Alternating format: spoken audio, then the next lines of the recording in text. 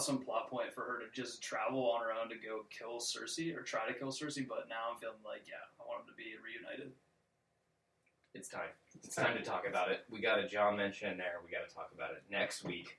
Next week. Boom. Ooh. Maybe next week. Maybe not. The final meeting. Could you imagine if they prolonged till the end of the season? It only takes them a minute to actually get there, but then they don't show you the scene for like 5 episodes.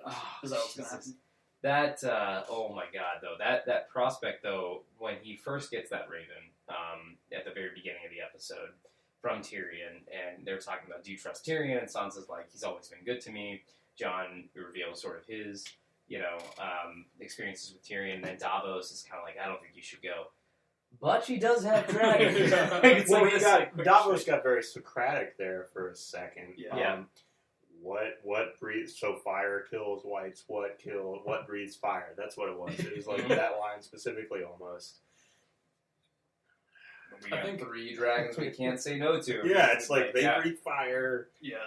I think the last line in the letter from Tyrion really solidifies that he's going to trust him, because I think they've always operated on a different level from their family. It's kind of been like, yes, I love my family and they raised me, but, well, Tyrion's a different story. He had a lot of hatred for certain people in his family, but I think they operated in this realm of like, I don't know where I belong, right? And they've kind of found their places, and they were able to bond over that. So I think he's going to go ahead and trust them. Sansa even vouched for Tyrion and how kind he was to her when they were in King's Landing. So there's no reason for him to really be kind to her other than to help out and make sure the realm is safe from Joffrey at the time. So I think that'll be interesting. I also want to point out, I think I called the Jon Snow and Tyrion Lannister bromance last week. That's right. Yeah. Yep. So is it safe to assume now, and not maybe this is an obvious statement, but our good guys are Tyrion, Jon, and Daenerys. Those are our good guys. Those are dragon riders or not. Tyrion 100% is a good guy. Yep. Everybody else, I don't know. Jon, I can't imagine Jon as a bad guy. I feel like Jon has to be viewed that way. I actually think the jury's still on Dany, because I see like some sort of cyclical cycle of action, right? And I think even like when you hear Cersei talk about her like the Mad King, it kind of puts some question in your mind on both sides. So this is another episode that further solidified Jon Snow as my favorite character. Hands down my favorite. And I know he's a popular choice, but I'm going to give you my reasoning why in the context of this episode. So he never wanted to be king. He was never vying to be king. He never wanted to play the Game of Thrones. That wasn't his intention. His intention has always been defend the land from the White Walkers. He has one mission, and that's all he cares about. And there was that big sort of hubbubaloo about, don't go, it's a trap, or you shouldn't go, or, Lady Mormont said the winter is just getting here, you can't leave now. And there's all this talk, and he's like, I never asked for this. You guys gave me this. Like, I have one job, and I know that Daenerys is only going to want to talk to a king, and that's me, so I got to go. Yeah. And you're going to be in capable hands, and here's Sansa, but this is what I have to do. And he was able to sell the whole North on that. He is such a brilliant politician without ever being a politician. Like, he was trained in the art of nobility and being good from Ned Stark.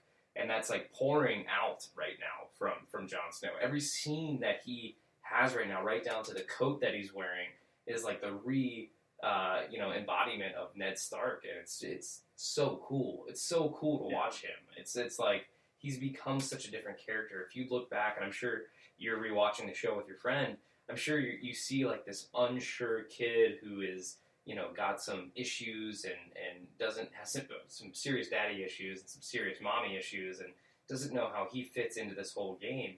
And now we see this older, grizzled war hero who's been reincarnated. He's already died, for Christ's sake.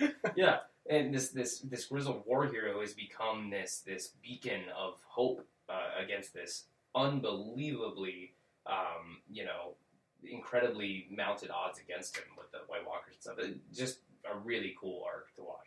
There are not many characters with a moral code, and he's just always trying to do what's right. And I agree. And it makes him so much more badass that he's a sweet warrior, too. Mm-hmm. But I think, all right, so I have a question for you. Was this, like, with Euron's ships coming into King's Landing, in the last episode, was it a bit too much of a TV moment for him to be like, holy shit, I got 2 ravens, all signs point to Dragonstone? Yeah. Yes, yeah, you're right. I didn't even consider it, honestly, until you just brought that up. But yeah, and I want to say that, like, while I think we're going to get way more of those moments than we got in the first 6 seasons, I think there's a lot of ground to cover.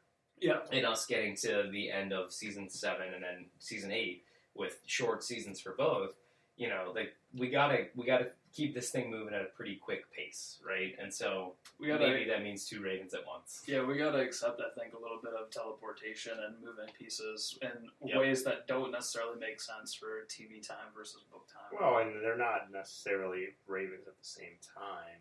I mean, you know, ravens move faster than foot messengers, but at the same time, yeah, obviously the raven from Dragonstone. Do you think Isn't it geographically closer than the Citadel? Maybe.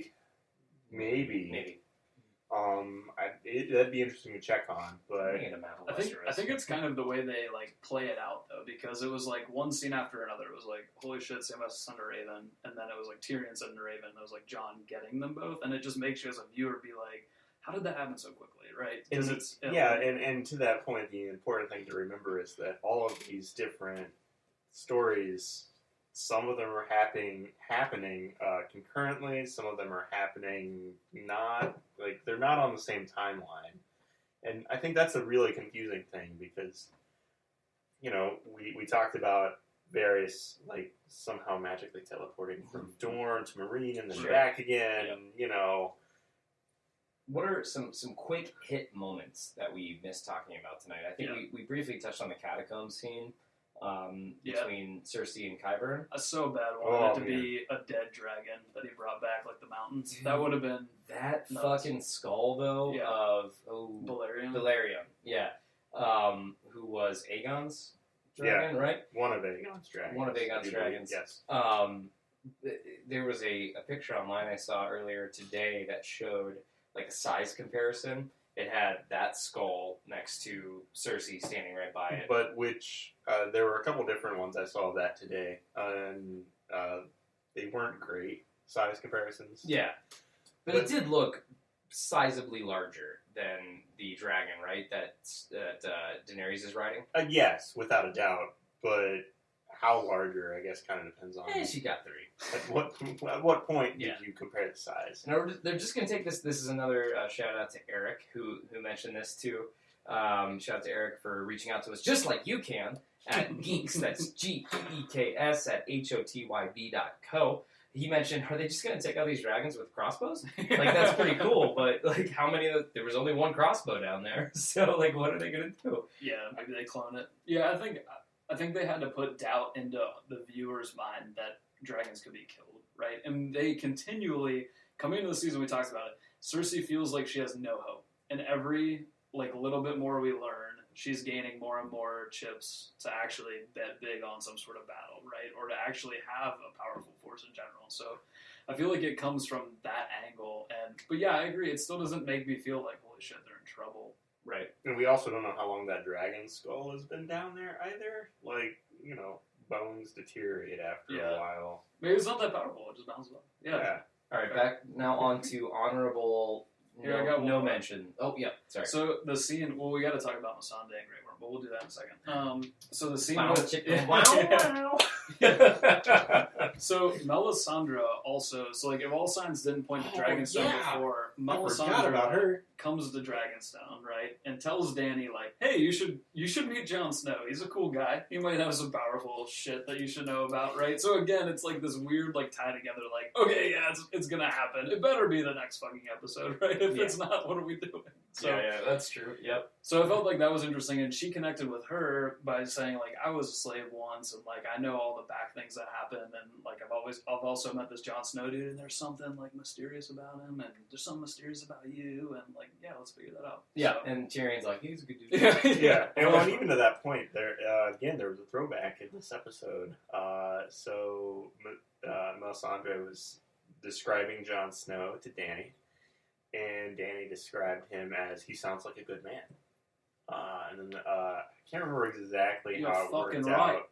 Yeah. Yeah, I can't remember how it exactly worked out, but there was a raven that was sent to somebody, and now my memory has gotten very fuzzy, but someone described Dany in those exact terms. Like, she sounds like Eric, help us out on that one. Like, I can't remember now, and I saw it like maybe an hour before I came here. I think it's a common theme that we hear from both characters throughout is like these people are better than the people before them, typically, and they're better than the people around them, like, just from a moral code perspective. We talked about Cersei doesn't have one anymore. Her kids are dead, right?